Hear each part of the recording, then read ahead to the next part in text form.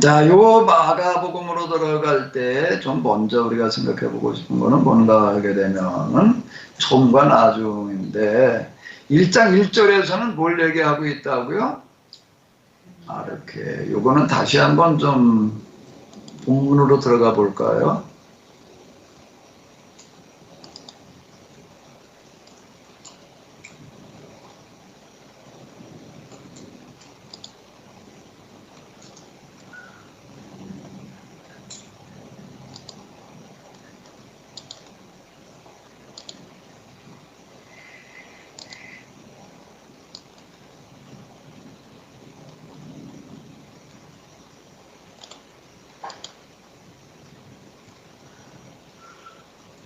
자, 이건 어제도 잠깐 이렇게 말씀을 드렸던 건데 하나님의 아들 예수 그리스도의 복음의 시작이라라고 해놨지만 본래는 시작이고 이라는 없는 거예요. 동사가 없다라고 하는 건데 바로 이게 헬라어가 되겠습니다. 그러니까 제일 첫 번째가 뭐가 나오는가 하면 아르케. 그러니까 아르케라고 하는 거가 아르케라고 하는 요 단어는 태초, 시작 이렇게 되는 건데요. 여기 이렇게 들어가게 되면 이제 이게 지금 베들레헴 성경이라는 걸 참 너무 잘 만들어 이렇게 놨는데 여기 아주 헬라 소장 갖다 하나 통째로 넣어놔가지고서 아르케에 대한 게 해설이 이렇게 많이 나오고 있습니다. 이게 헬라 철학자 탈레스는 뭐라고 그렇게 안엑스 만들어서 뭐라 그랬고 아르케라고 하는 그런 것들이 이제 헬라 철학에서 어떤 의미가 있는지 이런 거. 그리고 이제 구약 성경의 70인역에서는 70인역이 이제 헬라로 쓰여졌으니까 이제 어떻게 쓰여졌는지 이제 이런 것들 여기 이렇게 다 들어가 있습니다. 그 아르케라고 하는 거는 뭔가 헬라 철학에서는 가장 중요한 비중을 차지하는 게 뭔가 그 근원이기 때문에 그래요. 그 다음 근원을 찾는 사람들이거든요. 근원. 그런데 지금 헬라어로 쓰여진 이 복음서 마가복음에서는 뭐가 근원이라고 얘기를 하고 있는가 하게 되면 아르케. 이게 이제 속격, 투, 유앙겔리우라고 하는 건 이제 소위급조 속격으로 이렇게 되어져 있는데 이거는 거의 동격이라고요. 동격이라고 이렇게 볼 수 있는 어떤 그런 여지가 있는데 아르케 근원이라는 게 뭐가 그래요? 근원이라고 한다면 예수님의 복음이 곧 근원이다. 이게 제목이에요. 그러니까 마가복음의 1장 1절 한 절 중에 하나가 아니라 마가복음 전체의 제목이다라고 하는 것들을 이제 우리가 먼저 이렇게 염두에 둘 필요가 있다라고 하는 거고요. 그리고 또 하나 이제 참고로 얘기를 한다면 마가복음은 누가 써서 마가복음이라고 그러는 거죠? 마가가 누구인가요? 마가가 누구죠? 누구라고 얘기하기가 좀 쉽지를 않아요. 별로 그렇게 사정전에 가서 조금 얘기 나오는 거 이외에는 없으니까 흔히 우리 마가 다락방 이런 말들 이제 많이 이렇게 쓰는데 사실 마가 다락방이라고 그러는 것도 조금 뭐가 안 맞는 말 같아요. 왜? 그 사정전에서 교인들이 처음 모였을 때에는 마가는 그들이 아직 청년 되거나 말거나 그런 나이 수준이었고 그 엄마의 다락방이지 마가의 다락방이 사실은 아니라고요. 근데 이제 마가 다락방 이렇게 이야기를 하는데 이것도 제자도 아니었고 이제 바나바의 생질이고 1차 선교 여행 때 동행을 했다가 중간에 그냥 혼자 그냥 뭔 일이 있어가지고 이제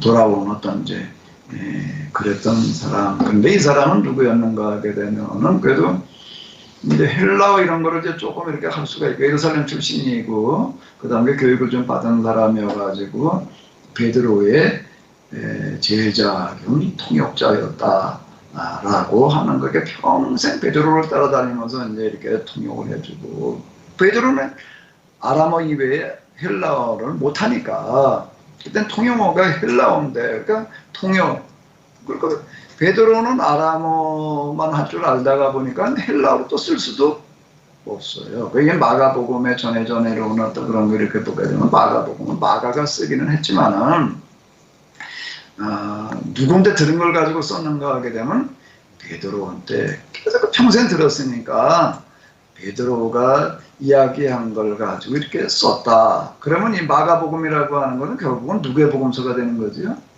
베드로의 복음서. 그러니까 베드로가 상관없이 마가가 썼다 그러면은 곤란한 문제가 생기는 거가 뭔가 하면, 아니 12 제자 중에 하나도 아니었고 예수님 따라다니는 사람도 아니었는 사람이 써놓은 거가 어떻게 그걸 기초로 해가지고 마태복음, 누가복음에 쓰여져요? 그러면 말이 안 되는 거예요. 왜 복음서를 쓰는 마태나 누가라고 하는 사람이 마태복음에 가장 중요하다고 생각을 해가지고 마태복음을 마가복음을 토대로 해서 쓰고 있는가 하게 되면은 마가복음은 누구의 것이기 때문에 그렇다고요? 수제자였던, 그냥 제자 중에 하나가 아니에요. 베드로는 수제자였던 베드로가 하는 말이기 때문에 가장 권위가 있었다는 거예요. 예수님께서 갈릴리 사역을 할 땐 주로 이제 가버나움에 계셨어요. 그 집, 예수님께 계시는 아주 이제 한 3년 동안 머문 집이 있었어요. 근데 그 집은 누구의 집이었는가 하면은 베드로의 집이었다는 거예요. 그럼 예수님을 누가 예수님을 제일 잘 아는가 하면은 베드로만큼 예수님을 아는 사람이 없는.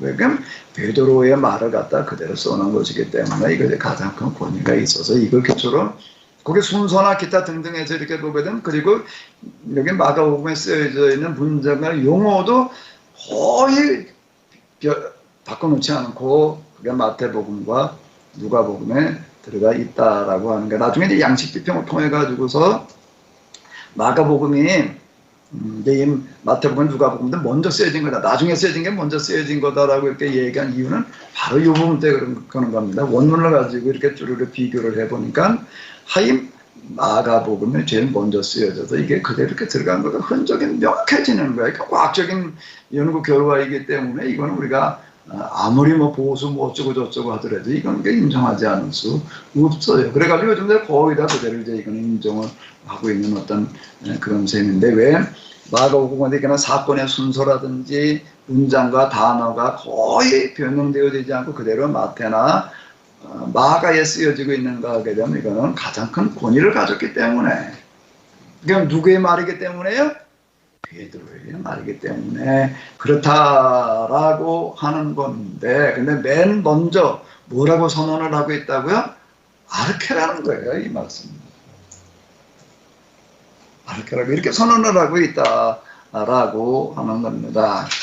이걸 이제 다시 또 조금 이렇게 들어가서 이제 우리가 다른 복음서하고 어제도 제가 말씀을 드리기는 했지만은 또 조금 비교를 해본다라고 하게 되면은 마태복음에서는 뭐라고 이야기를 하고 있는가 하면 계보라는 단어가 비블로스 게네소스라고 하는 게 제일 먼저 나오는데, 그게 또 무슨 뭐에 해당되어지는 단어라고요? 창세기에 해당되어지는 거예요. 비블로스는 책이니까, 게노시스는 창조의 책이라는 거예요, 이게. 그 다음에 이제 마가복음에서는 아르케가 되는 거고요. 요한복음으로 넘어가면 또 태초라는 단어가 먼저 나오는데, 그게 헬라어로 이렇게 보게 되면 태초라는 게 뭐라고요? 아르케. 또 아르케예요. 그러니까 복음서들은, 누가복음도 물론 뒤로 이제 좀 들어가서 이렇게 우리가 찾아볼 수 있는 건데요. 다 하나같이 뭔가 하게 되면 지금 예수님께서 하신 그런 일들, 말씀들이 뭔가 하면 그렇게 많은 사람들이 찾고 있는 아르케라고 하는 거예요. 근원이라는 거예요. 근본이다. 이렇게 시작을 하고 있다라고 하는 것을 우리가 좀 염두에 둬볼 필요가 있다라고 하는 거고요.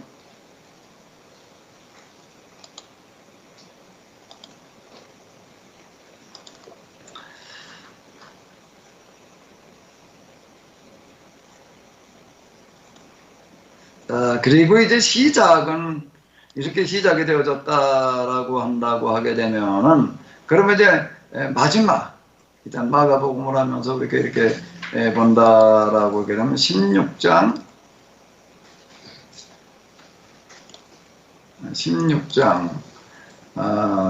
마지막으로 가서 보게 되면은 여기에 지금 천하, 복음 예수님께서 말씀하신 게 너희는 온 천하에 다니면서라고 하죠. 천하라고 하는 거가 뭔가 하게 되면은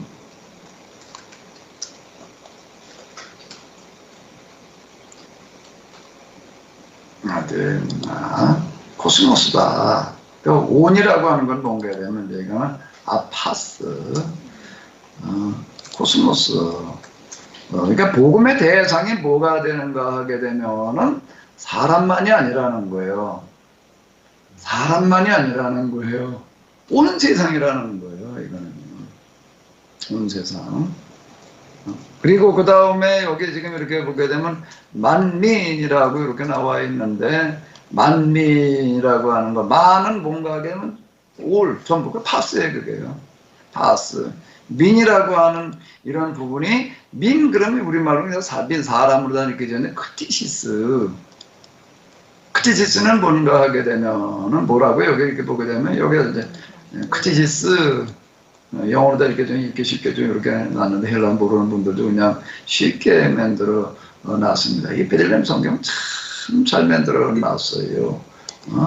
헬라로 공부하지 않아도 그냥 다 그 의미를 필요할 때 찾아 다 볼 수 있게 이제 이렇게 만들어 놨는데, 그게 무슨 뜻인가? 무슨 뜻이라고요? 창조, 그리고 뭐라고요? 피조물이라고 하는 겁니다. 그러니까 이건 전혀 잘못된 번역이에요. 모든 피조물에게 나가서 복음을 전하라라고 하는 거예요. 그러니까 모든 피조물이 뭐의 대상이라는 거예요? 복음의 대상이라는 거예요. 이 비슷한 구절을 또 성경에도 어디서 찾아볼 수 있을까요? 모든 만물이, 피조물이 다 복음의 대상이라는 거 어디서 찾아볼 수 있을까요? 비슷한 구절이.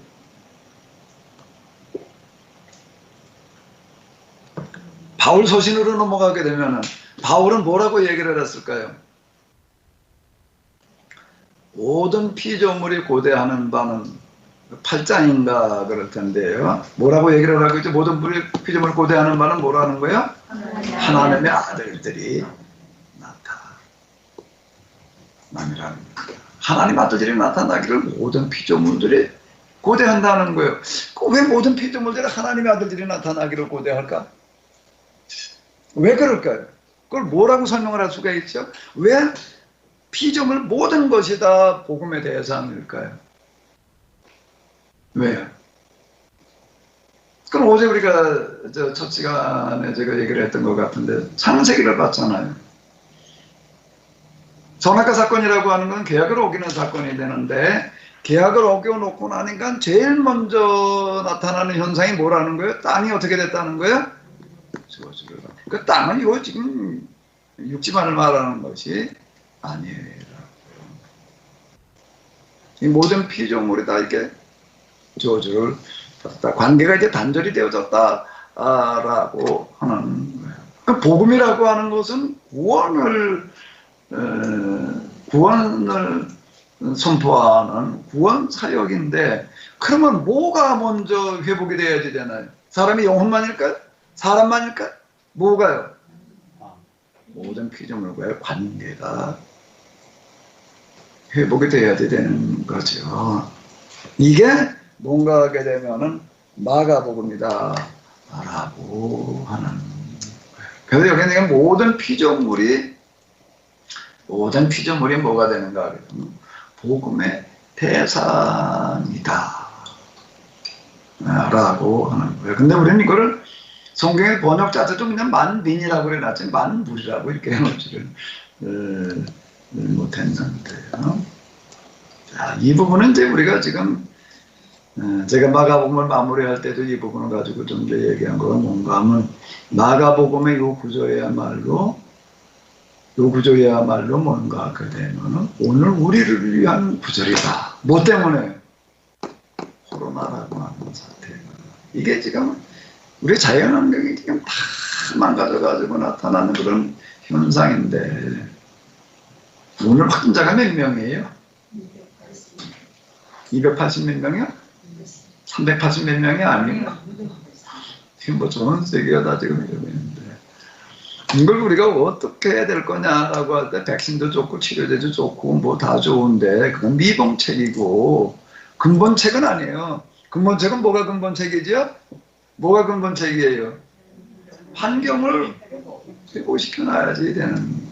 근데 이게 어떻게 회복이 가능한가, 이게. 이제 미세 먼지. 그전에는 뭐라고 그랬죠? 황사. 황사가 왜 날라오느냐 그랬더니 중국 저 고비사막 근처에 거기 땅들이 다 사막화되어지면서 그 먼지들이 여기까지 날아온다. 뭐 황사 한참 날아오자 하늘이 아주 뿌옇잖아요. 그래서 바람 불 때만 이제 그 먼지들이 이렇게 이제 바람을 타고 우리나라까지 이렇게 날라와가지고서 이제 그 뭐 황사. 그건 몇 년 전 얘기인데 이제는 황사라는 말 자체는 아예 없어졌어요. 황사가 없어져서 그러나면 아닌 거예요. 왜? 그저 황사 날아올 때만 하늘을 뿌였는데 이제 맨날 뿌여요, 이제는요. 우리나라도 파란 하늘 보기가 참 어려워요. 비 오고 난 뒤에는 잠깐 파래지다가는 그냥 또 다시 뿌여져 버리고 만나고. 왜 뿌여졌는가 하게 되면 황사 때문이 아니라 뭐 때문에 그런 거죠? 매연 때문인 거야. 매연이 중국 쪽에도 그냥 뿜어낸 매연이 하도 많아가지고 그게 우리나라 하늘까지 다 뒤덮어버리고 있다고. 그러니까 이제는 미세먼지. 또 이제 그 다음 차례가 뭐라고요? 미세먼지 다음 차례가 뭐라고요? 미세 플라스틱이래. 요즘 뭐 바다에 그거 물고기들이 그냥 뭐 비닐을 어떻게 해가지고 그 얘기는 많이 영상 보여주잖아요.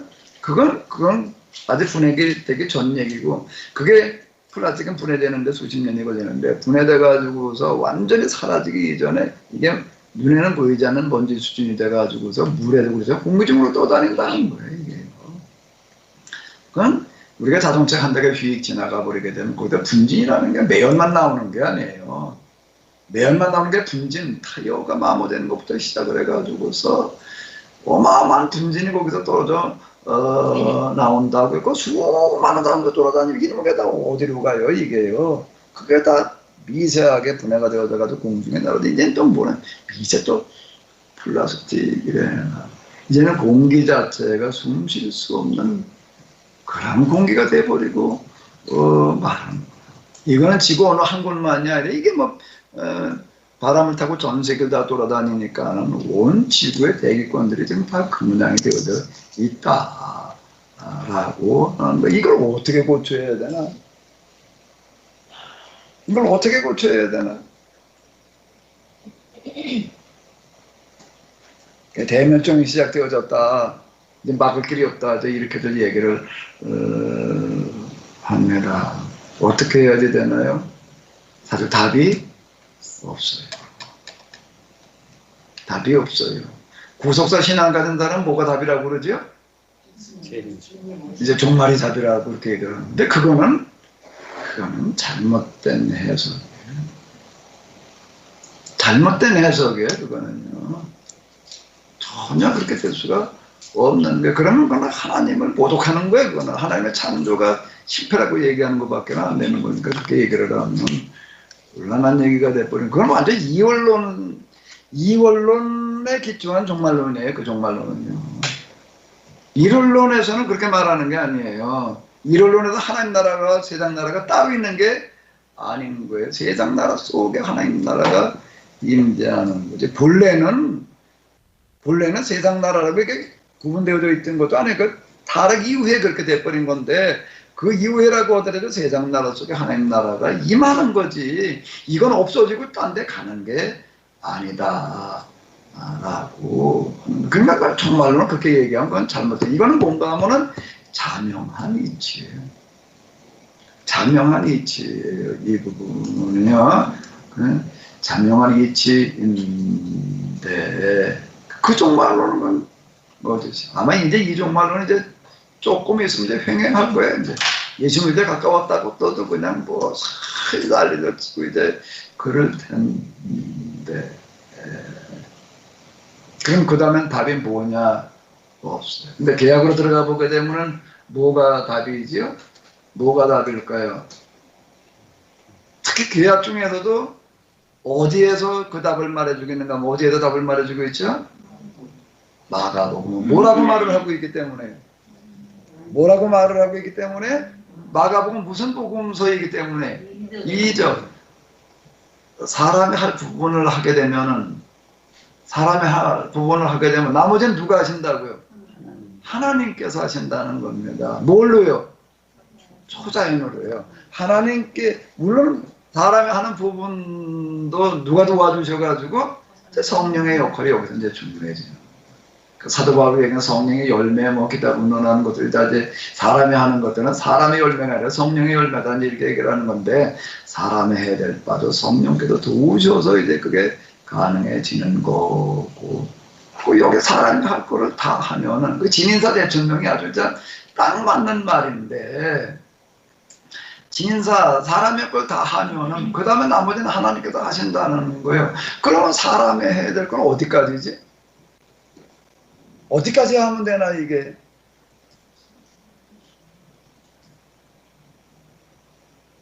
어디까지를 해야 되나요? 답은 간단해요. 답은 간단해요. 지금 이 순간부터 세상 모든 사람들이 지금 현대의 과학화된 문명의 생활을 포기하면 돼. 그리고 어디로 돌아가면 되는가 하면 과학 이전의 시대의 삶으로 돌아가면 되는 거예요. 자동차 이런 거 전혀 안 쓰고 전기도 쓰지 말고 우선 기계 뭐 기타 등등 쓰지 말고 그냥 괜히나 삽이나 가지고 그냥 농사나 지어 먹으면서 그렇게 사는 걸로 돌아가면은 빠른 시간 내에 회복이 된다고요. 간단해요. 근데 문제는 뭐가 문제일까요?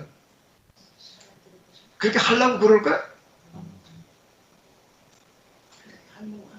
작년이면 그렇게 하실 수 있을 것 같은데.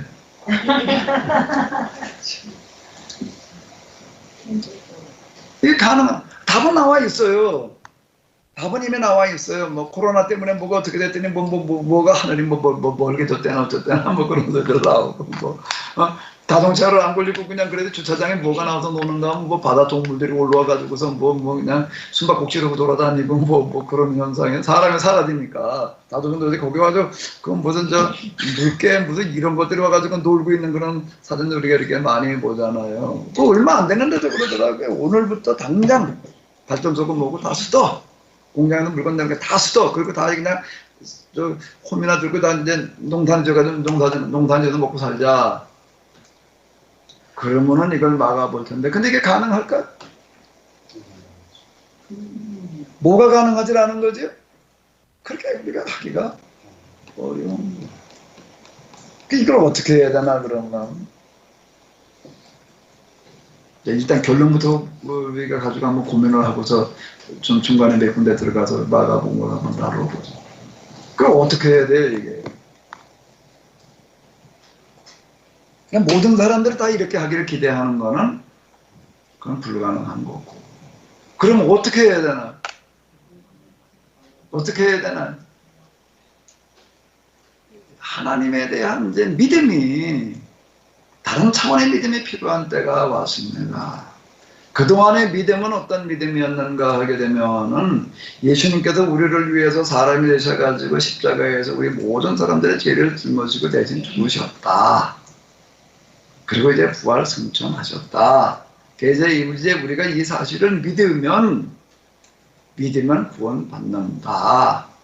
그리고 기타 등등 하나님께서 우리가 기도하면 응답해 주고 저도 이제 이런 식의 믿음을 이제 얘기를 해 왔어요.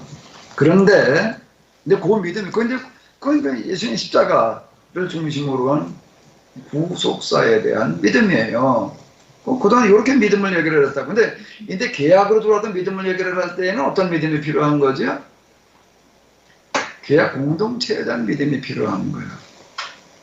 계약 공동체에 대한 이해와 믿음이 필요한 건데, 계약 공동체가 뭐라고요? 하나님을 어떻게 하는 기관이라고요? 대행하는 기관이라는 거예요. 땅에서 매면 어디서 풀린다고요? 땅에서 풀면 그럼 어디가 먼저인가 하면은 이게 계약 공동체가 먼저입니다.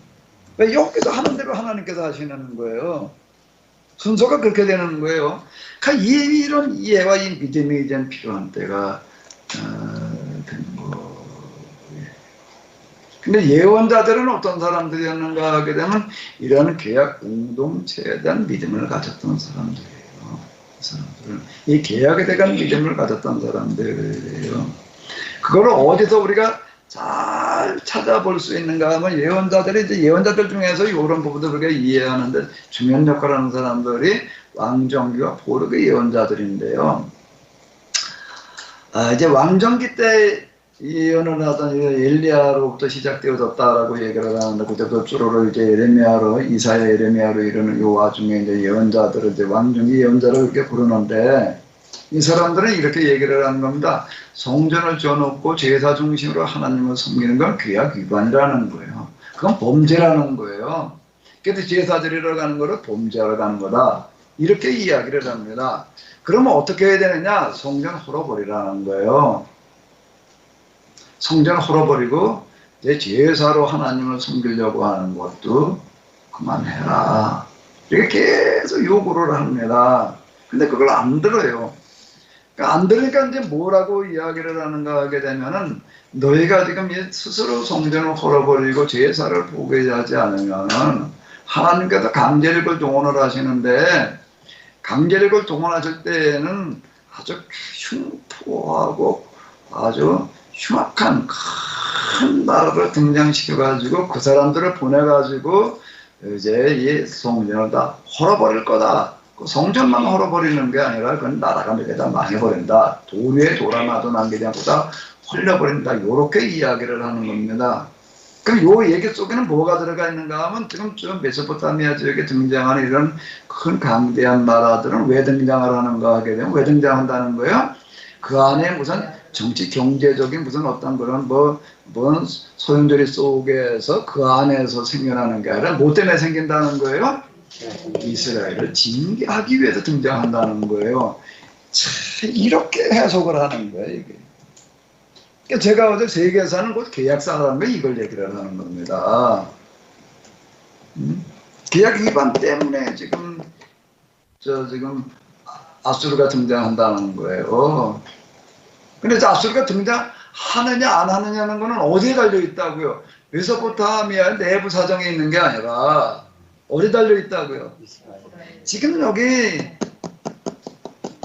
너희가 그러니까 북왕국에 지금 그 초기에 등장한 사람들 북왕국 남북왕국에 나뉘어져 있을 때 북왕국에 등장해서 그런 사람들인데 이렇게 얘기를 하는 거 지금 너희가 여기서 계약을 준수하느냐 아니냐에 따라서 아수르가 등장하느냐 안 하느냐가 결정된다라고 이렇게 이야기를 하는 거예요. 자, 예언자들이 요구한 믿음은 이런 믿음이었어요. 그건 나중에 예수님께서 말씀하신 것도 똑같습니다. 성경에서 얘기하는 믿음은 이런 걸 가리켜서 믿음이라고 그러는 거예요. 믿는 자라는 건 어떤 건가 하면 이걸 믿는 자예요. 우리 나름대로 그냥 예수께 돌아가니까 믿는 것보다 우리 기도만 하니까 응답해 주실 거야, 뭐 복 주실 거야, 뭐 그건 믿음. 그런 믿음하고는 그거는 어제 우리가 분류한 거에 의하면 무슨 믿음이라고요? 무슨 시대의 믿음이라고요? 신화시대의 기복 미신에 해당되어져. 그딱 그런 믿은 거예요. 거기는요. 그런 수준의 믿음인 거예요. 아니 성경도 얘기하는 수준의 믿음이 겨우 그저 기복종교 시대의 그 믿음 수준이겠어요? 신화시대의 그런 믿음 수준이겠어요? 그건 말이 안 되는 거죠. 말이 안 되는 거예요. 진짜 믿음이 뭔가 이게 계약을 믿는 게 진짜 믿음이에요.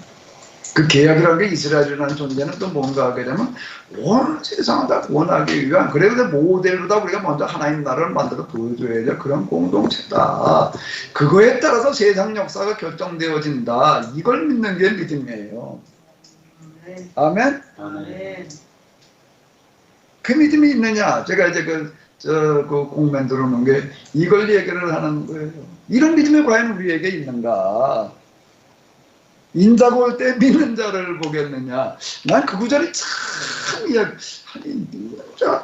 믿는 자 예수 믿고 구원받았다는 걸 말하는 건데 아니 그럼 예수 믿고 구원받았다는 사람이 과연 있겠느냐? 이런 뜻일까? 그거 아무래도 그런 건 아닌 것 같고 도대체 믿는 자를 보겠느냐? 이게 무슨 얘기일까 말이야? 이게 뭐가 믿는 자인가? 믿는 자는 예수 믿는 자를 믿는 자라고 예수 믿고 구원받는다는 걸 믿는 자라고 이렇게만 생각하고 있다는 게 이게 도무지 이게 해석이 안 되는 거예요. 근데 계약으로 넘어오니까 아주 간단한 얘기인데 과연 우리에게 지금 이런 믿음이 있는가?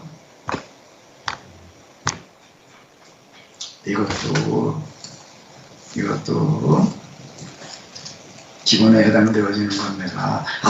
믿음을 얘기하는데 저렇게 얘기하는 한 의견도 있다가 아니에요. 이건 내가 단언하는 거예요. 제가 얘기하는 것은 아주 기본만 얘기를 합니다.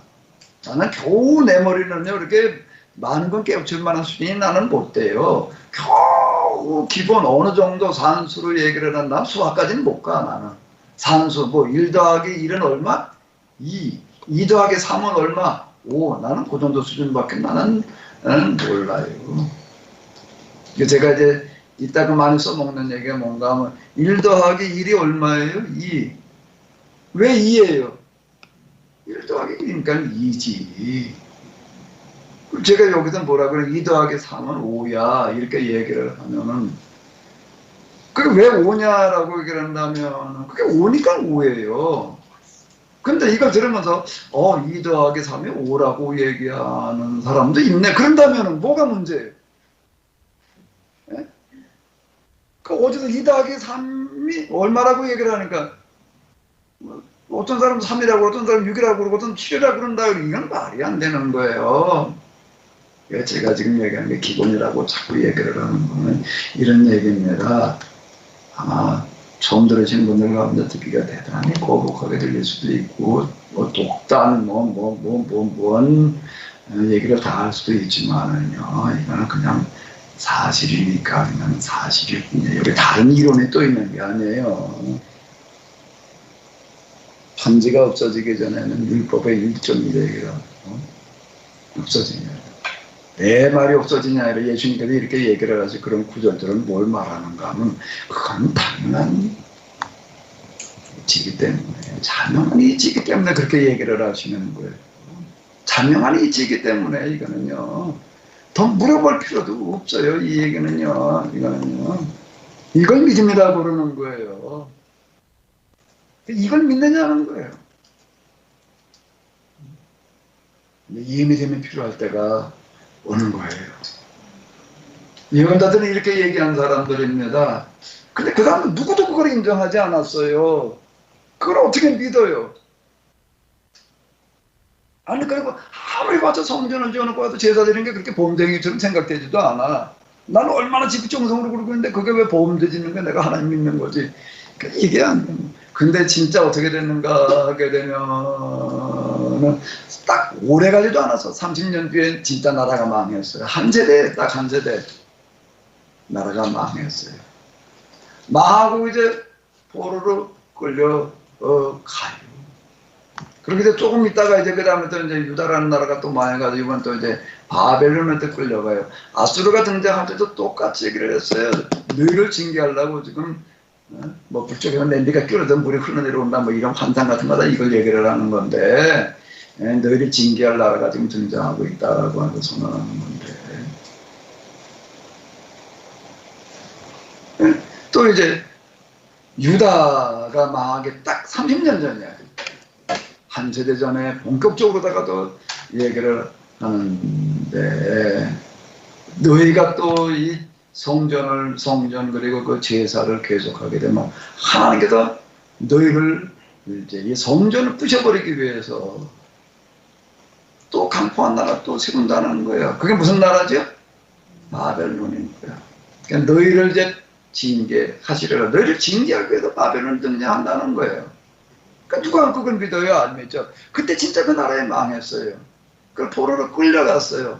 근데 끌려간 사람들을 쫓아가가지고도 앉혀놓고 그 다음에 얘기를 하는 게 무슨 얘기를 할까요? 옛날엔 누가 아모스 호세가 등장해가지고 이렇게 말하지 않았냐. 그 다음 미가가, 예레미야가 다 이러이러하게 말하지 않았느냐. 하박국 목기다 등등 다 이제 그런 사람들이니까 이 사람들 예언했던 말들이 있지 않았느냐. 근데 그게 그대로 됐다. 근데 여기 이제 인정이 되는 거예요. 미리 말해놨으니까. 그래서 그걸 예언이라고 그러는 거예요. 미리 말해놨으니까. 그러면 미리 말했다는 건 뭘 말한 거예요? 계약을 가지고 얘기를 하는 거예요. 무슨 특별한 예언의 능력을 가지고 예언하는 게 아니라 계약을 가지고 역사를 해석해 놓은 거예요. 그 계약사에 이건 완전히 세계에서는 계약사라는 얘기 이제 이래서 이제 여기에 해당이 되어지는 건데, 이 사람들을 앉혀놓고 이제 이렇게 얘기를 해요. 여기까지는 이제 인정하지 않을 수가 없지, 이제. 그대로 돼버렸으니. 그럼 이제 그 다음 얘기를 해야 될 판에, 이제 무슨 얘기를 해야 되나? 이제 그러니까 어떻게 해야 되겠냐? 그럼 이제 바벨론에 끌려와 있어. 바벨론 나라가 무슨 나라냐? 세계에서 가장 강대한 나라, 뭐, 바벨론성 어쩌고 저쩌고, 다 좋아요. 그런데 그렇게 보는 거 말고, 이제 계약으로 보는 거예요. 이게 도대체 어떤 나라냐? 어떤 나라예요? 우리가 계약을 지키지 않아도 등장했던 나라야. 그럼 이제 어떻게 해야지 돼? 우리가 여기서 이제 다시 계약으로 돌아가도 계약을 지키기만 하면은 이 나라는 어떻게 될 나라야? 물거품처럼 사라질 나라야. 이렇게 이야기를 합니다. 그러면 이걸 믿어야 돼? 말아야 돼? 믿어져야 합니다. 이게 믿을 수 있어요? 없어요? 그걸 믿기에는 바벨론이 너무 어마어마해요. 아무리 봐도 바벨론은 망할 나라가 아니야. 이제 생긴 지 얼마 되지도 않았고 신생국가예요. 거기다가 바벨론 성이라고 하는 건 주변 나라에 가지고 포로들을 다 붙들어다가 성을 쌓아놨는데 얼마나 높이 쌓아놨는가. 활이 아무리 성능 좋은 활로 쏴도 화살이 날아 올라오지 못할 만한 높이에다가 성을 쌓아도 얼마나 두껍게 쌓는 벽돌을 갖다 찍어가지고 그걸 파다가 그냥 중간을 메꿔가지고 성을 쌓아놨는데 그런 높이에다가 그 지역마다 이제 그 조금 구간마다 높이가 다르니까 일정하게 딱 몇 미터에 이렇게 얘기하기는 어려운데 화살에 올라오지 못할 높이를 짓는 거예요. 이제 고쳐받은 높이 수준이에요, 지금요. 그리고 꼭대기는 얼마나 이거 성 넓이를 두껍게 쌓았는가 하게 되면 양쪽에다가 집을 지어요. 거기 사람을 거기 올라가 살게 하는 거예요. 그리고 가운데로다가는 어떻게 하는 게 마차가 양방향으로 서로 통행하게끔. 그 성 두께가 어느 정도라는 얘기예요, 이게. 그렇게 쌓아놨어요. 근데 그 한 겹만이 아니라 또 어쨌다가 혹시 이게 어떻게 돼가지고서 주저앉을 수도 있으니까 또 어떻게 또 하나 또 예배를 또 쌓아 습해야. 그리고 또 그 다음에 물은 어떻게 했다고요? 물이 떨어지면 곤란하니까 아예 그 유브라트 티그리스 강이 그냥 사이로 흘러가게 해버렸어요. 그럼 물이 떨어질 리가 없어요. 그럼 거긴 양식은 또 얼마씩 갖다 쌓아놓는가? 뭐 건조한 지역이 돼가지고 바짝말로 갖다 따다 쌓아놓으면 썩지를 않아요. 거기는요. 냉동 보관하지 않아도 안 썩어요. 그다음 몇 년씩 갖다 쌓아놓는가? 몇 년치요? 100년치. 한 이 나라가 어떻게 망해? 성문만 걸어 잠근 게 있으면 또 성 바깥으로다가 강물을 끌어 들어가지고 다 그냥 해저를 만들어 놓고, 그리고 문 있는 앞에 이제 다리를 만들어 놨어요. 다리는 또 어떤 식으로 해놨는가 하게 되면 이제 저 옛날 영도 다리야. 이제 들어 올렸다 내렸다 이제 이렇게 해놓는 거예요. 들어 올려놓고 그러면 건너오지도 못해. 쿵쿵쿵 문도 그냥 아주 튼튼하게 만들어 놔가지고 부셔지지 않은 문을 만들어 놨고, 쿵고 이건 망할 리가 없는.